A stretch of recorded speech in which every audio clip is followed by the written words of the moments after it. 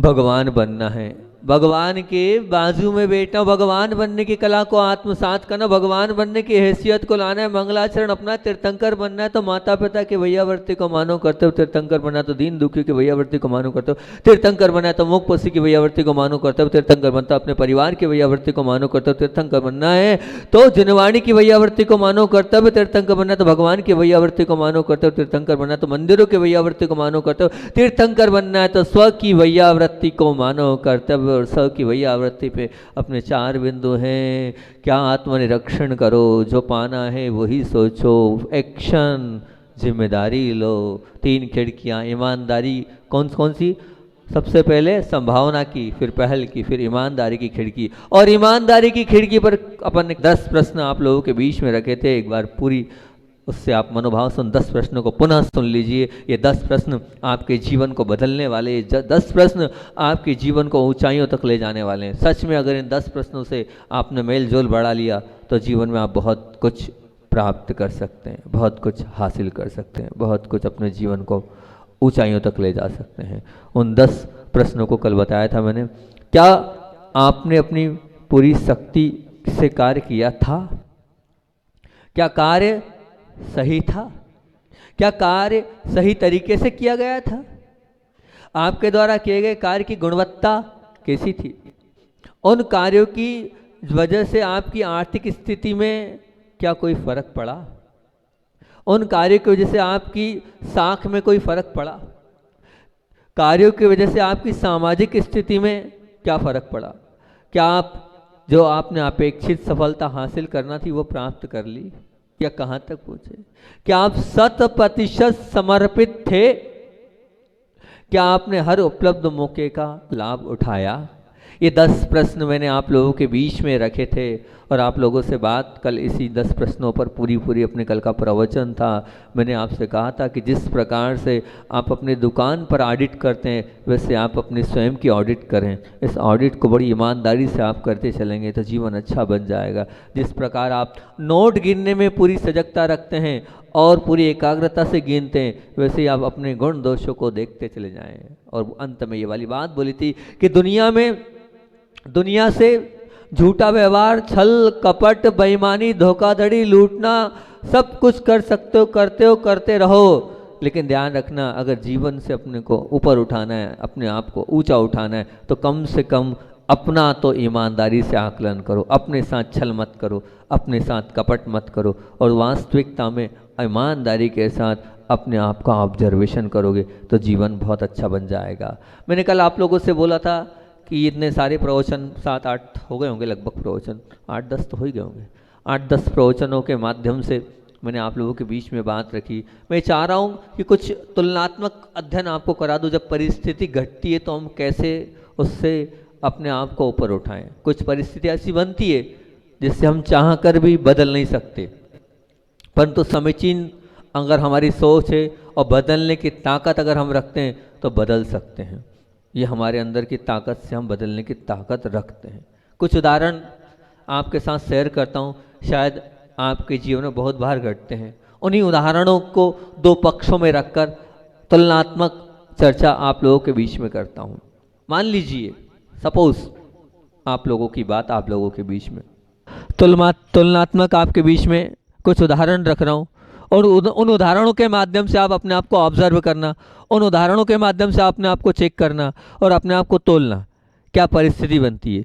वैसे प्रैक्टिकली जो उदाहरण मैं आपके बीच में रख रहा हूँ वो बासा जैसे जगह में तो नहीं बन पाएगा, लेकिन जो बड़े शहरों में रहते हैं उनके साथ ये घटता है। दिल्ली, बम्बई, इंदौर, बेंगलोर, पूना जो मेट्रो सिटीज़ है उनमें ये बात अक्सर घटती है। उसी उदाहरण को लेकर मैं आपके बीच में रखता हूँ कि कैसे वो उदाहरण घट रहा है और किस प्रकार से परिस्थिति घटती है। मान लीजिए ट्रैफिक जाम हो गया और ट्रैफिक जाम हो गया और उस ट्रैफिक जाम में 2 भाई लोगों के अपन उदाहरण लेते हैं।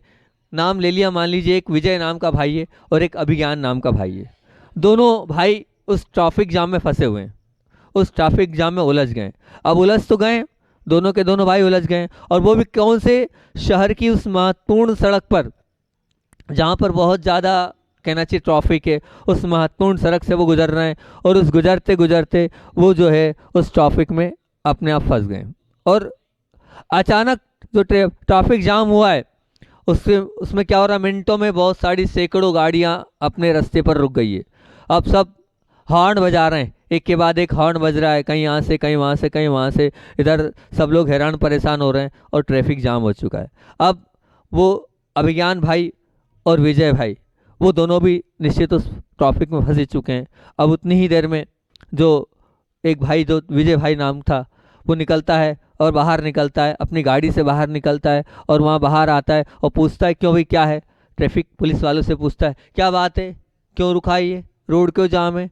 तो जो पुलिस वाले ट्रैफिक पुलिस वाले बोलते हैं एक वीआईपी आने वाले हैं और अभी निकलने वाले हैं यहाँ से, इसलिए इस ट्रैफिक को जाम किया है, यहाँ से पूरी गाड़ियों का काफिला निकलेगा, इसलिए गाड़ी का जो काफिला निकलेगा इसलिए यहाँ पर ट्रैफिक जाम को किया गया है।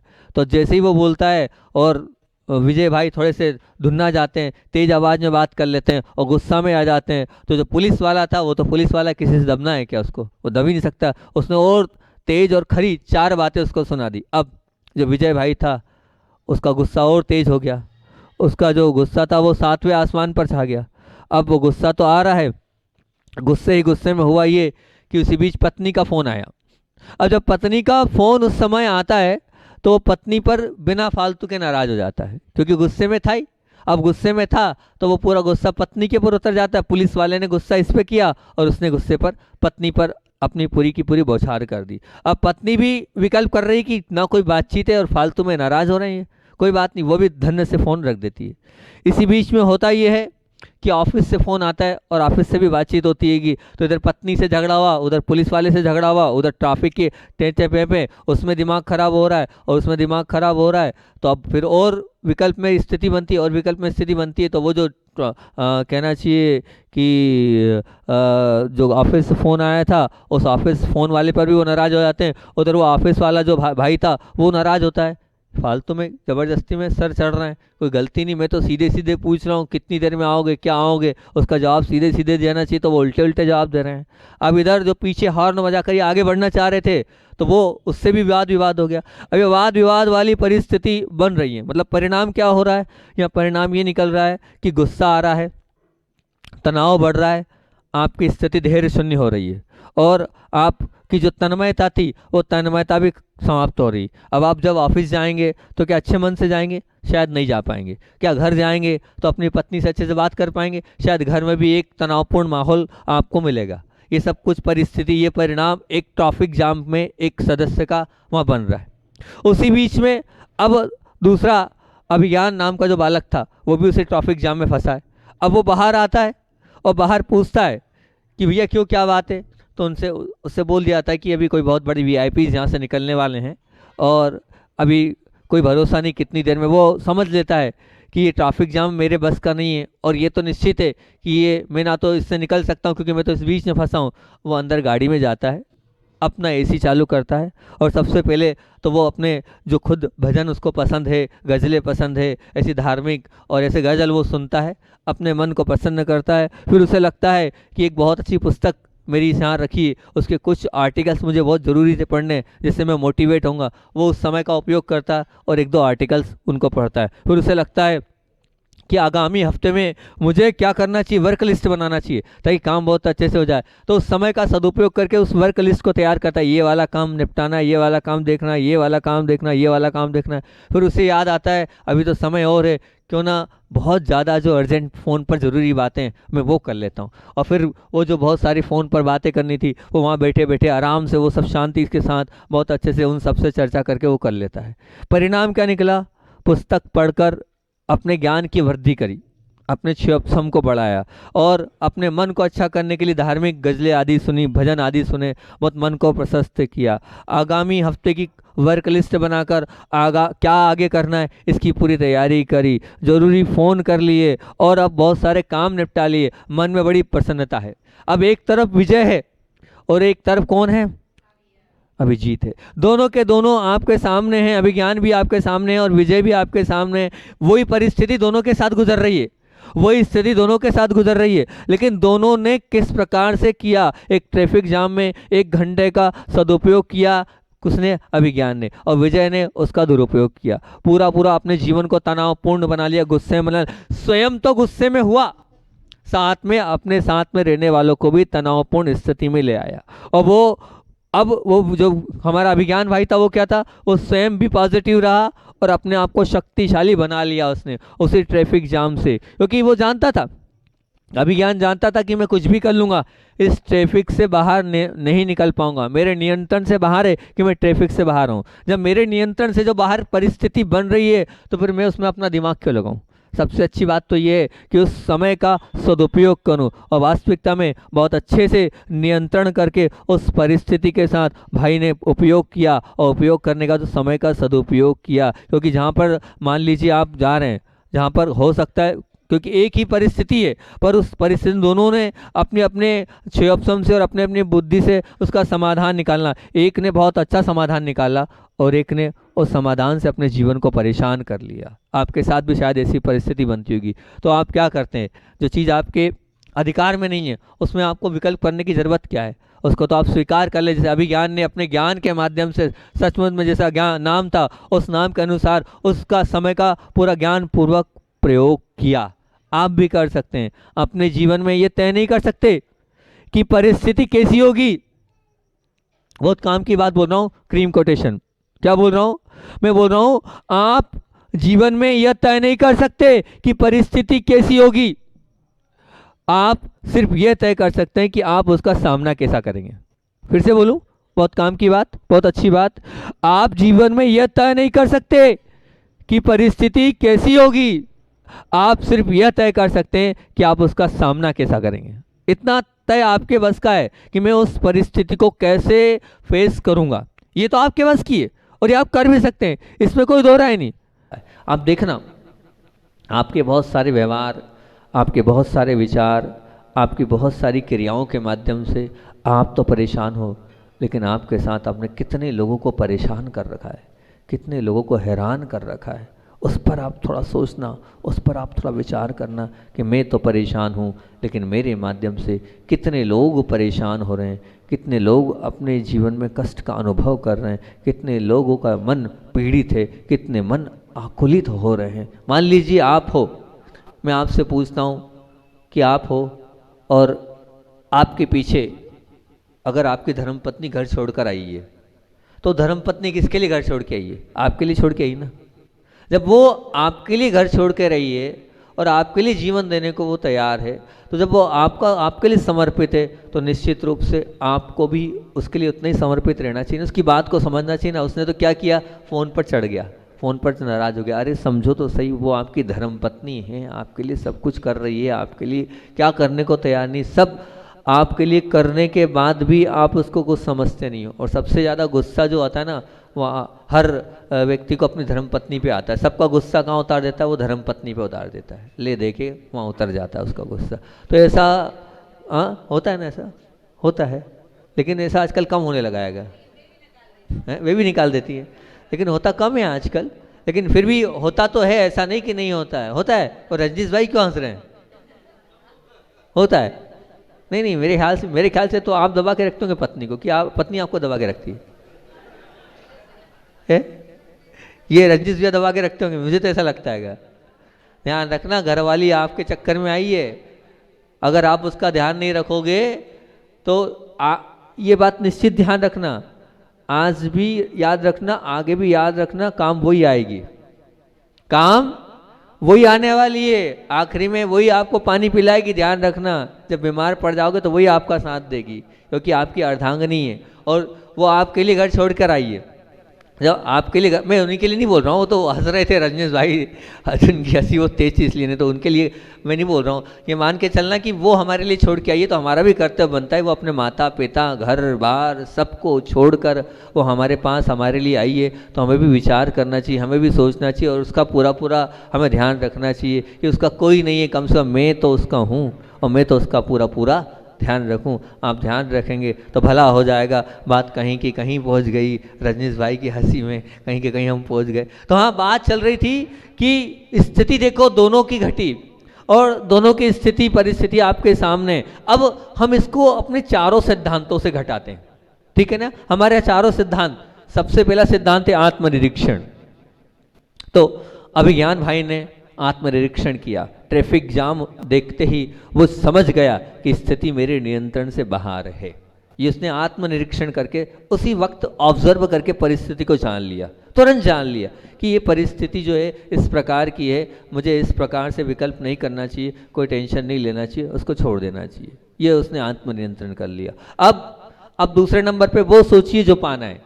अब क्या करना है, परिस्थिति ये घट रही है तो अब वो तय करता है कि समय कैसा उपयोग करना है। अब मान लिया मेरी स्थिति नहीं है तो अब अपने उस समय को मुझे कैसे उपयोग करना है वो तय करता है। वो सोचिए जो पाना है। फिर अब उसने सोच लिया कि मेरे पास समय है, मैं समय को ऐसे ऐसे उपयोग कर सकता हूँ। फिर जो सोचा उस पर कार्य किया, सीधे भजन सुन लिए, गजल सुन ली, पुस्तकों को पढ़ लिया, वर्क लिस्ट बना ली और फ़ोन पर बात कर ली, बहुत सारे काम निपटा लिए। ये जो सोचा उस पर कार्य किया। चौथे नंबर पर यह है कि दोषारोपण करने की बजाय क्या किया उसने, अपने समय का शक्तिशाली उपयोग किया। दोषारोपण नहीं किया कि ये कहाँ से आ गए, ये वीआईपीज आते रहते हैं, सबको परेशान करते हैं, ये गलत बात है, ये ठीक नहीं है, ये कोई तरीका है क्या, बड़े लोग होते तो क्या ये ज़रूरी है क्या, ये कुछ नहीं। किसी को दोषारोपण नहीं किया, न पत्नी पर, न ऑफिस में, न कहीं पर भी कोई दोषारोपण की परिस्थिति नहीं बनाई और उसका शक्तिशाली उपयोग किया। तो ये हर समय इन चारों को आप घटा सकते हो और घटाने के साथ अपने जीवन के उन अनेक बिंदुओं से आप अपने आप को ऊंचा उठा सकते हो। ध्यान रखना बिल्कुल निश्चित। एक और बात आपके बीच में बोल रहा हूं कि दूसरे के द्वारा उकसाए जाने पर तुरंत उत्तेजित होने के बजाय अपनी प्रतिक्रिया को नियंत्रित करने की क्षमता होनी चाहिए। अपनी प्रतिक्रिया को नियंत्रित करने की क्षमता हमारे अंदर होना चाहिए। दूसरा अगर उकसाए तो इतनी जल्दी हमें उसकी बातों में नहीं आना है और अपने समय को और अपने जीवन को बर्बाद नहीं करना है। अपने आप को संभालना है और संभालते हुए क्या क्रिया घट रही है और क्या प्रतिक्रिया घट रही है, उन सब प्रतिक्रियाओं में और क्रियाओं में अपने आप को और अच्छा बनाना। एक और उदाहरण आपके बीच में देता हूँ, क्योंकि ये एक ट्रैफिक जाम का दे दिया, दूसरा उदाहरण एक और दे रहा हूँ कि जो आम लोगों में, और वो शायद मेरे ख्याल से बासा के लोगों के लिए ज़्यादा अच्छा रहेगा, क्योंकि यहाँ पर और गाँव के बच्चों के लिए बहुत अच्छा उदाहरण है। ये जो मध्यम वर्गीय लोग हैं उनके लिए बहुत अच्छा उदाहरण है। कि इस उदाहरण से शायद बहुत अच्छा आप सीख सकते हैं। प्रयास करूँगा पूरा करने का।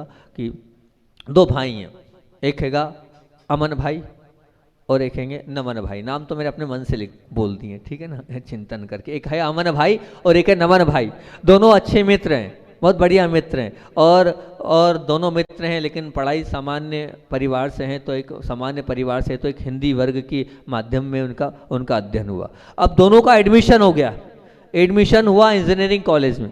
अब इंजीनियरिंग कॉलेज में हुआ, दोनों के सामने ये समस्या हुई कि सिलेबस पूरा का पूरा अंग्रेजी माध्यम में और इंग्लिश अच्छे से बोल नहीं पाते हैं, क्लास में अपनी बात रख नहीं पाते हैं, पढ़ाया गया विषय समझ में आता नहीं है। अब क्या करना है, बड़ी स्थिति खराब हो रही है। उनके साथ अधिकांश अंग्रेजी माध्यम के पढ़े हुए छात्र हैं, वो भी उनके साथ मेल जोल नहीं कर पा रहे हैं। नमन और अमन अन्य छात्रों के धारा प्रवाह अंग्रेजी बातचीत करते देखते हैं तो हीनता महसूस होती है, क्या है भैया हम नहीं बोल पा रहे हैं। और कुछ दिन बाद सेमेस्टर की परीक्षाओं का रिजल्ट आया और दोनों क्या हुआ, दोनों देखे तो बहुत सारे विषयों में फेल हो गए। अब दोनों चिंतित, घर वालों ने उन्हीं पर तो उम्मीद की नज़र थी, पाल रखी थी। अब दोनों ने अपने जो है समय अपने अपने हिसाब से अपने तरीके से समाधान ढूंढने का प्रयास किया। अमन ने सोचा कि सिलेबस पुस्तकें परीक्षा सब इंग्लिश में होगी और इंजीनियरिंग भी इंग्लिश में ही करना है, तो अब इंग्लिश सीखना ही होगा। और अब सोच पर उन्होंने एक्शन किया, एक्शन की पावर डाली, हिम्मत जुटाई और जुटाने के बाद शिक्षक से मिलने पहुंचे और शिक्षक ने भी सब समस्याओं को समझा, सहानुभूति दिखाई और शिक्षक ने अन्य छात्रों की मदद के लिए बोला और कुछ चीज़ें बताई, कुछ और बताया, ऐसा ऐसा करना है। अमन भाई ने चैलेंज को स्वीकार किया, जमकर मेहनत करी, गलतियां होने के बावजूद भी अंग्रेजी में बात प्रारंभ कर दी। अंग्रेजी के अखबार, अंग्रेजी की पुस्तकें, अंग्रेजी की न्यूज़ सुनना, अंग्रेजी के अंदर घुसना प्रारंभ कर दिया। और इधर जो नमन भाई थे, सोचा सारा कोर्स अंग्रेजी में है, पूरी पुस्तकें उसी में हैं, इंग्लिश में ही सब कुछ है, मैं बहुत कमज़ोर हूँ। और घबराहट और मन पे हावी होती चली गई। मन ने सोचने लगा मैं शायद नहीं कर पाऊँगा। और कुछ मित्र और ऐसे मिल गए, भैया तो कुछ नहीं कर पाएगा, बस अब तो उसके अंदर हीन भावना आ गई और अन्य लोगों से धीरे धीरे धीरे धीरे उसका जो मेलजोल बढ़ता गया, तो उसने चुनौती को हाथ में लेने की बजाय अपने जीवन को हीनता ले आया। और जब सेमेस्टर में रिजल्ट आया तो अमन जो था अपनी मेहनत के दम पर एग्ज़ाम में पास कर लिया और अपने आत्मविश्वास से चरम पर पहुंच गया और अच्छे छात्रों की उसमें उसकी सूची आ गई। और नमन की वो हीन भावना, उस हीन भावना से वो ज़्यादा विषय में और फेल हो गया और कुछ साल बाद वो इंजीनियरिंग कॉलेज से निकल गया। देखिए, समान बाधा है, समान विपत्ति है और उन दोनों के बीच में अमन ने अपना जीवन अच्छा बना लिया और नमन अब चुनाव नहीं कर पाया और अपने जीवन को हतोत्साहित कर लिया। अपनी कमियों को मिटाकर सही दिशा में वो मेहनत नहीं कर पाया। और नमन की तरह अगर आप भी ऐसे हीन हो जाओगे, विचारों में नहीं करो, विचारों के साथ और अपने चिंतन के साथ और अपने लक्ष्य को नहीं देखोगे, तो परिस्थिति से हार कर आप अपने स्वयं का क्या होगा, अपने स्वयं की इच्छाओं का गला घोट लोगे। नहीं, स्वयं की इच्छाओं को गला घोटना नहीं है। स्वयं को अगर आगे बढ़ाना है तो आपको समीचीन सोच के साथ बढ़ना होगा और जो आप सोच रहे हो, वह आप जो करना चाह रहे हो, उसमें आगे बढ़ना पड़ेगा। निश्चित आत्मनिरीक्षण सबसे पहले किया किसने? इंग्लिश नहीं आती है, कमजोरी है, हीनता महसूस होती है, ये आत्मनिरीक्षण हो गया। लेकिन अब क्या पाना है? इंग्लिश को, अंग्रेजी को सीखना है। इंजीनियर की डिग्री हासिल करना है तो हमें अंग्रेजी को सीखना ही होगा। एक क्षण बस शिक्षकों से मिले, बात करी, पुस्तक पढ़ी, पेपर पढ़े, मैगजीन पढ़ी, न्यूज़ सुनी, इंग्लिश में बातचीत प्रारंभ कर दी।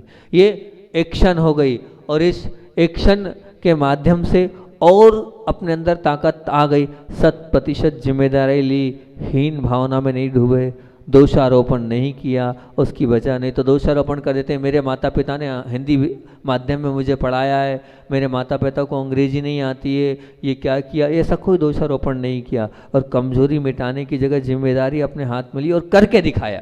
तो ऐसी स्थिति, ऐसी परिस्थिति बार बार आपके साथ घटती चले जाएगी। बार बार आपके जीवन में इन सब परिस्थितियों के साथ आपको लड़ना है। इन सब परिस्थितियों अगर आपको जूझना है तो आप उस समय आत्मनिरीक्षण करें। क्या पाना है? जो पाना है उस पर विचार करें और फिर पाना है, विचार ही नहीं करना है, साथ में एक्शन लें और एक्शन के बाद 100% उसकी जिम्मेदारी लें कि ये जिम्मेदारी मेरे माध्यम से मुझे इस कार्य को निश्चित रूप से करना ही है। आपके अंदर वो सब ताकत है करने की, लेकिन आप करते नहीं हैं। देखो, 2 उदाहरण आपके बीच में दिए।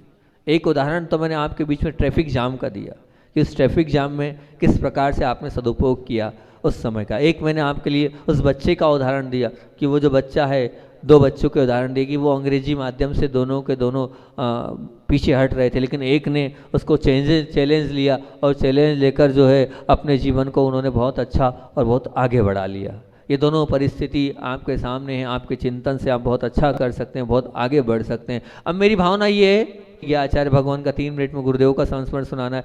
मेहनत करके बोला, अब मैं सब परिवार के लिए, कार्य क्षेत्र के लिए, व्यक्तिगत जीवन के लिए कुछ प्रश्न आपसे दूंगा और उन प्रश्नों का उत्तर आपको लिखकर मुझे देना है कि ये उत्तर है, ताकि क्योंकि मानते कि ये सब प्रवचन हो तो रहे, लेकिन वो प्रवचन जब हो पाएंगे जब आप इनको, तो वो सब प्रश्न और उत्तर आप जब देना चाहें दे दें। मैं आपके बीच में इस पहले आत्मनिरीक्षण के प्रश्न करूंगा, फिर जो पाना है उसके प्रश्न करूंगा और आप उसको लिखना, फिर तीसरा, फिर चौथा, इन चारों के प्रश्न, ताकि ये पूरी जो हमारी प्रवचन श्रृंखला है ये पूरी व्यवस्थित रूप से हो जाएगी। क्योंकि किया तो है लेकिन प्रैक्टिकली में उसका कुछ न कुछ हमारे जीवन में अंतर आना चाहिए। मैं चाहता हूँ अंतर आए आपके जीवन में, ये मेरे भाव है। कल अपन उस पर करेंगे आचार्य भगवान का, कल भी संस्मरण रह गया था आज, लेकिन करेंगे नहीं, 2-3 मिनट में पूरी बात करने का प्रयास करूंगा।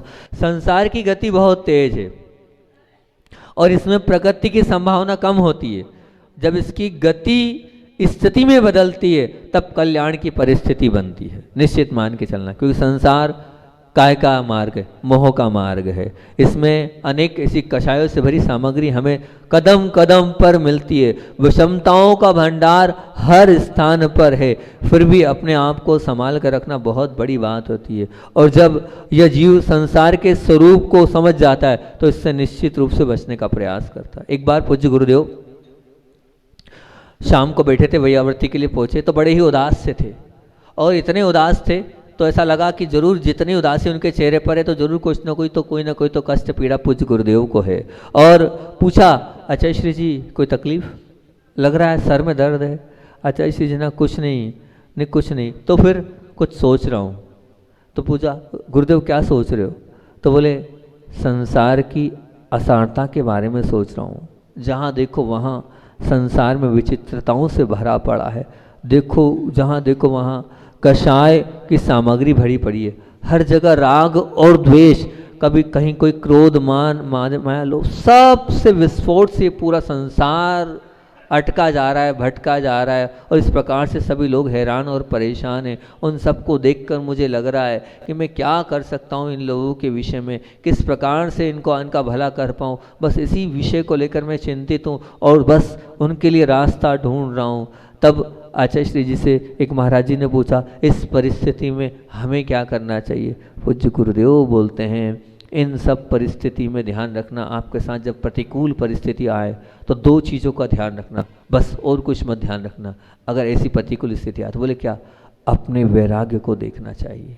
बस मेरा वैराग्य सुरक्षित रहे, इस बात का हमेशा सदा प्रयत्न करना चाहिए। और बोले अपने सम्यक दर्शन को भी सुरक्षित रखना। मेरा सम्यक दर्शन जैसा है वो हमेशा बना रहे, कितनी भी परिस्थिति हो जाए। इन दो चीज़ों के साथ समझौता मत करना, एक वैराग्य को बढ़ा के रखना, बनाए रखना और अच्छा करना, और अपने सम्यक दर्शन को भी और ऊंचा उठाते चले जाना। ये दो चीज़ें गुरुदेव ने बोली। वो तो चिंतन करके अपना कर रहे थे, लेकिन उस चिंतन में उन्होंने हम लोगों के लिए भी चीज़ प्रदान कर दी। दो लाइन बोलकर अपनी बात को विराम दूंगा। जब सागर की लहरों में क्षणभंगुर तन नचता है, जब सागर की लहरों में क्षणभंगुर तन नचता है, मुक्ति पथिक वैरागी आत्म राग देश से बचता है। मुक्ति पथिक वैरागी आत्म राग द्वेष से बचता है। बस हम राग देश से बचते चले जाएं, ऐसी भावना से बोली आचार्य वन विद्यासागर जी महामुनि राज की जय। चलिए बोधि समाधि परिणाम शुद्धि शात्मोपलब्धि शिवशोक सिद्धि चिंता बड़िम चिंत तवस्तुदाने त्वं बंदमानस्य ममास्तुरे।